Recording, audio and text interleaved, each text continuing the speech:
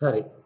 අපි බැලුවේ කලින් අපි වීඩියෝ එකේදී කතා කරා සංඛ්‍යා පාද පිළිබඳ බොහොම සරල විදිහට සහ 10 පාදයේ සංඛ්‍යාවක් කොහොමද අනිකුත් පාදයේ සංඛ්‍යාව වලට හරවන්නේ කියලා. දැන් අපි දෙකේ පාදයේ සංඛ්‍යාවක් අරගෙන ඒ දෙකේ පාදයේ සංඛ්‍යාව කොහොමද අපි අනිකුත් පාදවලට හරවන්නේ කියලා බලමු. හරි. මම එහෙනම් ගන්නම් දෙකේ පාදයේ සංඛ්‍යාව මෙන්න මේ විදිහට.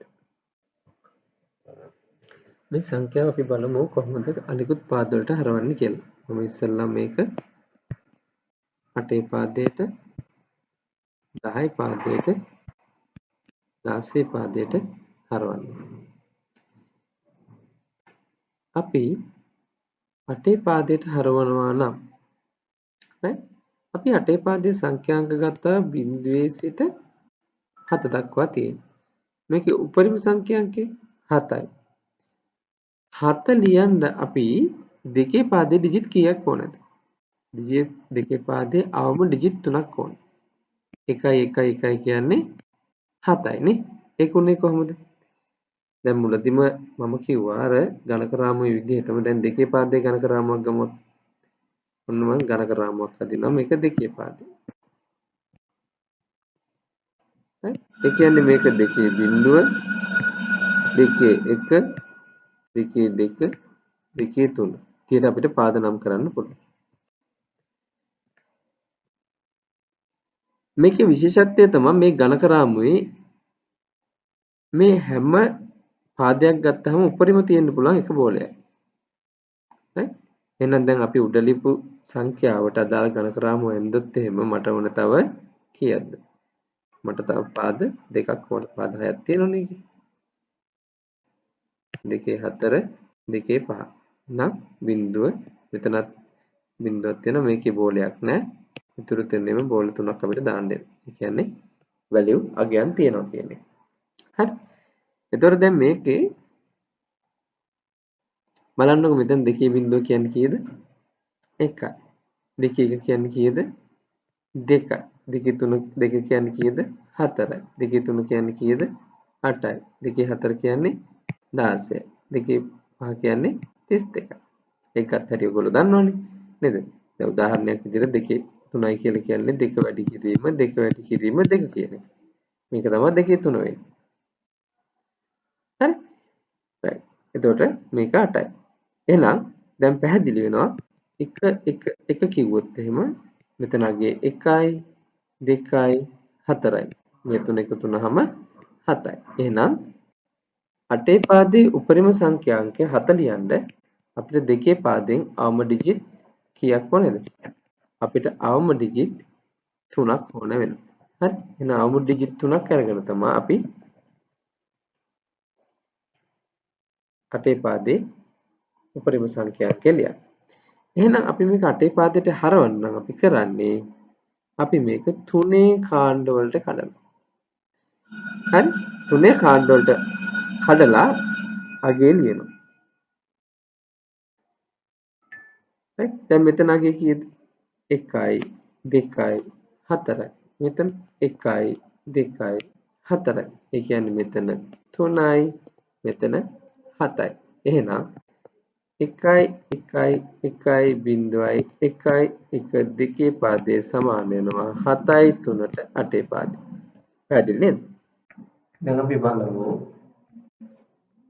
කොහොමද මේ දෙකේ පාදයේ සංඛ්‍යාව 10 පාදයට හරවන්නේ කියලා. හරි? මම ඒකට මේ සංඛ්‍යාව ගන්නම් මේ සංඛ්‍යාවම ගන්නම් එතකොට ලේසියිනේ. මේක අපි අරන් හරවමු. එකේවත් 3යි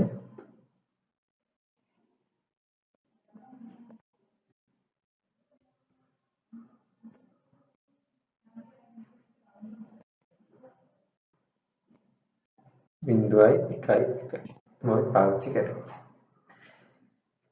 දැන් මේක අපි හරවනකොට 10 පාදයට අපි කරන්නේ අදාළ පාදයේ අගයෙන් ගුණ කරනවා. ඒ කියන්නේ මේක දෙකේ බිඳුව ගුණ කිරීම 1. ඊළඟ එක දෙකේ 1 ගුණ කිරීම 1. ඊළඟ එක 2 2 ගුණ කිරීම 0.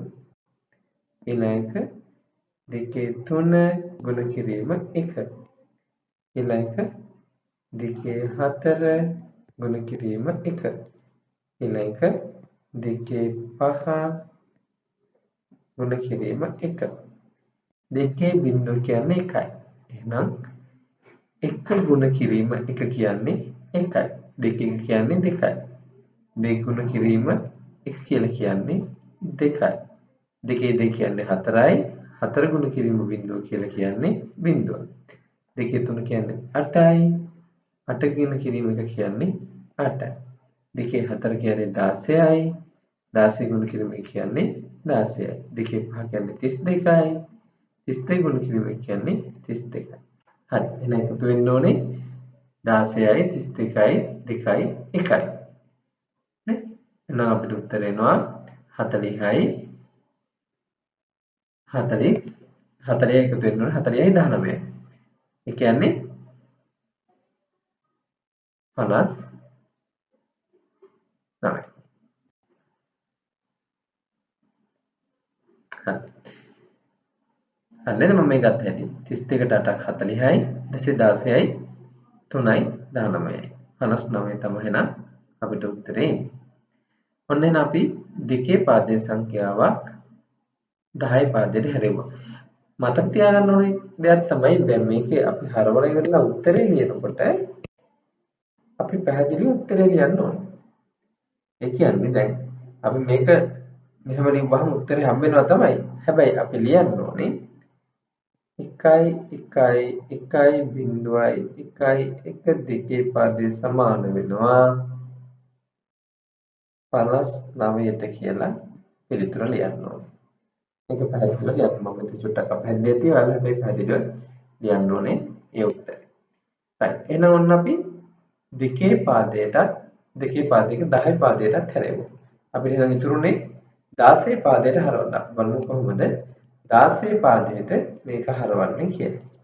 16 පාදයට හරවනකොට ඔයාලට මතක ඇති අපි 8 පාදයට හරවන්න මොකද කරේ? 3 ගානේ බෙදුවා. ඇයි අපි දැක්කා 8 පාදයේ තියෙන ලොකුම සංඛ්‍යාංකය තමයි 7. හරි?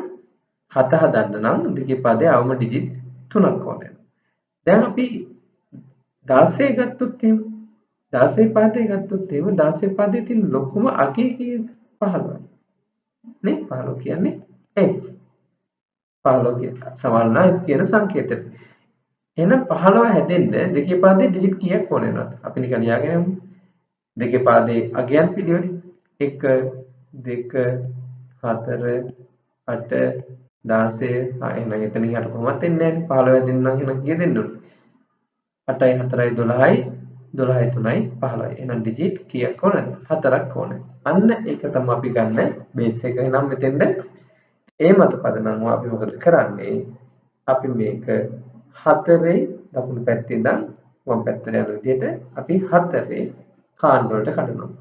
එහෙනම් 4 කාණ්ඩ වලට කඩපුවාම ඒකේ අගය පහලින් දියා ගන්නවා. එහෙනම් මෙතන 1යි 2යි 4යි 8යි. මෙතන 1යි 2යි. එහෙනම් 8යි 3යි 11යි. මෙතන 1යි 2යි 3යි. 3යි 11 කියලා කියන්නේ අපි ලියන්න ඕන එහෙනම් 3යි 11 ලියන්න පුළුවන්ද බෑ. එහෙනම් මොකක්ද අපි ලියන්නේ? A B නේද? B කියලා කියන්නේ 11ට අපි ගන්න සංකේතය. එහෙනම් අපි මෙතන 3යි B තමා 16 පාදයේ සමාන වෙන්නේ 1.1.1 දෙකේ පාදයට. හරි. ඔන්න එහෙනම් අපි දෙකේ පාදයේ අගයන් අනිකුත් සියලුම පාද වලට හරවන විදිය ඉගෙන ගත්තා.